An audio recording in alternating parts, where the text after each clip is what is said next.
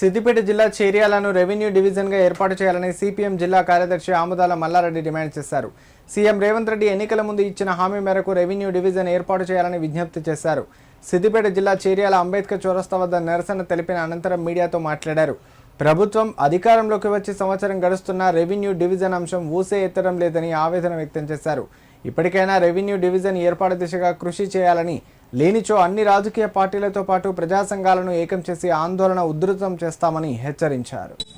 Cheriyal revenue division వెంటనే ప్రకటించాలని కోరుతూ సిపిఎం పార్టీ ఆధ్వర్యంలో ఈరోజు అంబేద్కర్ సెంటర్లో నిరసన కార్యక్రమం చేపడుతున్నాం.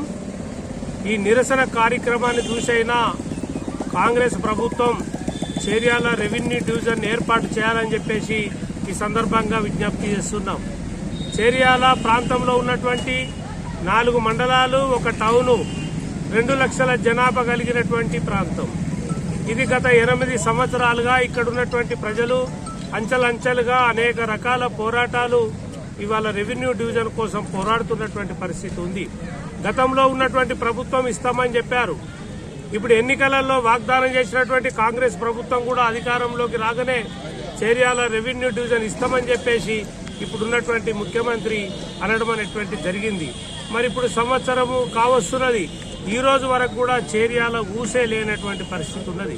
మరి అందుకోసమే ఇవాళ సిపిఎం పార్టీ అంచెలంచెలుగా అనేక పోరాటాలు తీవ్ర రూపం దాల్చేటువంటి పరిస్థితి, పోరాటాలను తీసుకొస్తున్నటువంటి పరిస్థితి ఉన్నది.